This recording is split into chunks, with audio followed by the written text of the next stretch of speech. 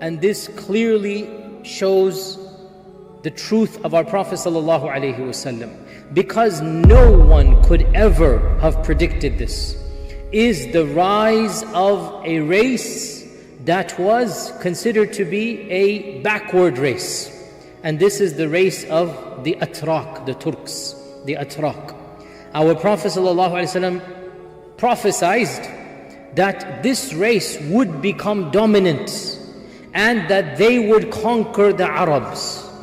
Now, who are the Atraq?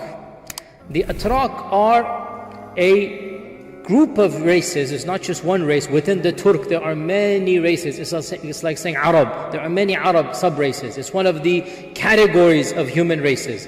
The Atraq are a group of races who originate in what is essentially Mongolia and the Caucasus Mountains, that region.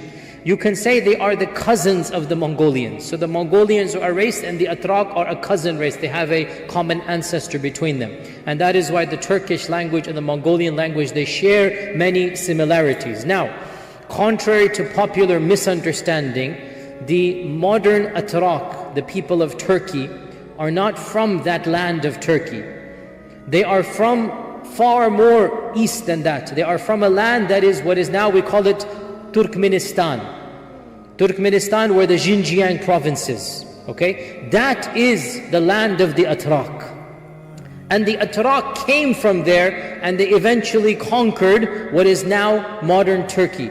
And it was called Turkey because the Atraq came there. Before they came there, it wasn't called Turkey. That's not the name of that land. It was called Anatolia or other lands of that nature. The name Turkey, the country Turkey, is after the race, the Atraq, that eventually conquered that region. Originally, the Atraq were a far away from the Arabs, and the Arabs never interacted with them by and large. The Arabs hardly interacted with any race other than the Sassanids and the Byzantine Empire. For our Prophet ﷺ in Medina to predict that that far away race is going to rise up and eventually dominate. What is the Ottoman Empire other than Turkish, right? This is one of those miraculous predictions. And by the way, these ahadith were compiled centuries before the rise of the Ottoman Empire. You will find manuscripts, those who deny the authenticity of hadith, you will find manuscripts written in the 2nd, 3rd, 4th century predicting the rise of the Atraq, and the Turks rose up 500 years ago, that's it. And there are many, many ahadith. The most famous amongst them, and these are also in Sahih Muslim, some of them, and there's a genre of hadith. The most famous amongst them, the Prophet ﷺ used alliteration. Alliteration means he said things that sound the same and they have a level of eloquence. Utrukul atraka ma tarakukum. Utrukul atraka ma tarakukum. Leave the Turks as long as they leave you. Don't fight the Turks.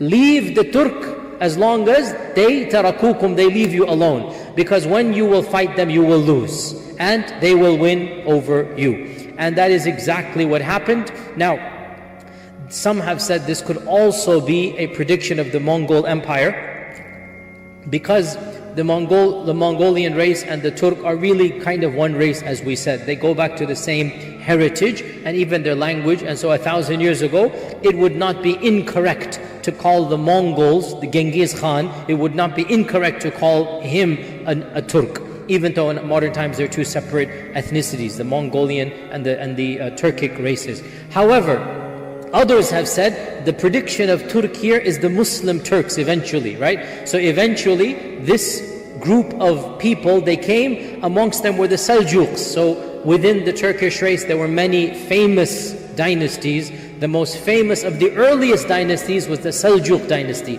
Alparslan. Alparslan was the one who came to power, and he was the first of the Turkish people to basically get a base in the lands of Islam, and they converted to Islam. And of course his main vizier was Nizam al-Mulk, the famous Nizam al-Mulk. So that was Alparslan. The Seljuq Empire is not the same as the Ottoman Empire. They are both Turkic, but the two of them biologically are different. So the first Turkish empire was the Seljuk Empire. They were magnificent, they came, they conquered, and then they fizzled out. And then another group came, the Osmanlis, we call them the Ottomans, right? Those of you that are watching the Ertugrul series, which is a mythic, romanticization of that, but it is, the kernel of history is there. So the rise of the Osman tribe, Osmanli, Ottoman is the children of Osman. This is the second prediction. And our Prophet ﷺ predicted that this empire and this group would become the dominant one.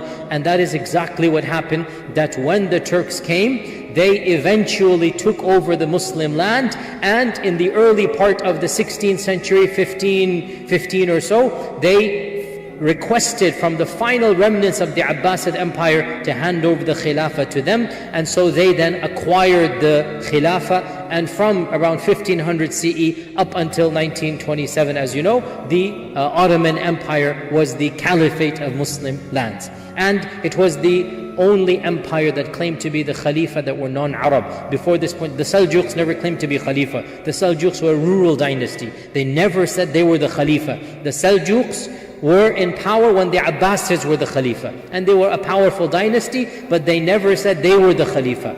And the Ottomans were the first non-Arab to say that they were the Khalifa of Islam. Another prediction also related to the Ottoman Empire is just as bizarre. And that is the conquest of the single greatest city in the history of the medieval world. A city that we would think of it like the New York or something of our times. And that is Constantinople. Once again, what is Constantinople? Constantinople for 1,000 years was the bastion of Western civilization.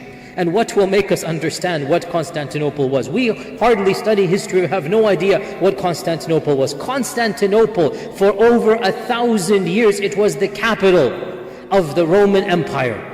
Constantine himself, Constantinople is named after him. Constantine the Great established the capital. The city existed even before then, and for 1,300 years it remained the capital of the greatest empire known to man up until that point in time, and that was the great Roman Empire. And Europe was nothing at the time. Europe was a backward land. Europe was barbarians at the time. Even Christianity has not spread in Europe when Constantinople was the center of Christendom and of the Holy Roman Empire. And the Prophet ﷺ predicted that the Muslims would one day conquer Constantinople. Again, an amazing prediction. How can a small group of persecuted people in Mecca daydream of conquering Constantinople? But our Prophet ﷺ predicted that. Now, because of this, the Sahaba had it in their minds that they wanted to conquer Constantinople. And in fact, the first Sahabi to launch a campaign to try to conquer Constantinople was none other than Muawiyah ibn Abi Sufyan. When he was barely in his early 20s, he managed to come very close to Constantinople via the navy fleet. As you know, they landed in Cyprus, and then they landed on the banks of the Bosphorus, and then they attempted to conquer the city, but it was way too powerful. They laid siege, but they could not. It was simply too powerful for them, and that is why the famous companion Abu Ayyub al-Ansari, he died outside of the walls of Constantinople. The famous companion, the one whom the Prophet ﷺ, he lived in his house when he entered Medina. Can you imagine the same companion whom the Prophet ﷺ lived in his house for 6 months, how Allah Azza wa Jal blessed the Ummah, how quickly did the persecuted rise up and become almost the conquerors of the world. That same companion, older on in life, he was of that batch who attacked Constantinople, and he passed away a shaheed. He died outside the city, and he was buried in an anonymous graveyard until it was miraculously discovered when Sultan Mehmed Al-Fatih opened it. The fact of the matter, you want my academic opinion, this is not the actual grave of Abu Ayyub al-Ansari, the one that they claim to be. It is simply, anyway, that's besides the point. I don't sugarcoat the reality. This is just something that the Ottomans did to shore up PR, to make people feel that they have something, but in reality nobody knows where Abu Ayyub is buried. Who's going to have marked the grave? How would they have known for 1,000 years? Anyway, that's besides the point. Abu Ayyub al-Ansari's grave is somewhere. All I'm saying is the grave that they say that it is actually, look it up historically, it is simply constructed later on in history. The point being that the Sahaba attempted to conquer Constantinople and their eyes were on the prize. Many ulama and historians have said that Tariq ibn Ziyad, actually his main intention for going to Andalus was to make his way by land, because he knew that by sea would not be possible because reinforcements, etc. He wanted to conquer land by land until he goes from North Africa to Andalus all the way to Constantinople. Some have presumed this and Allah knows best. The point is, the eyes were on the prize. Many people wanted to conquer Constantinople, but of course it only happened in the year, who knows what year Constantinople was conquered? What year? 1453 by Mehmed or Muhammad Al-Fatih, by Sultan Mehmed Al-Fatih. The Turks say Al-Fatih Mehmed. And the conquest of Constantinople changed the course of human history. It marked the end of one era and the beginning of another. Literally one of, if you wanted to list the 10 most famous incidents in all of human history, the conquest of Constantinople is in the top 5.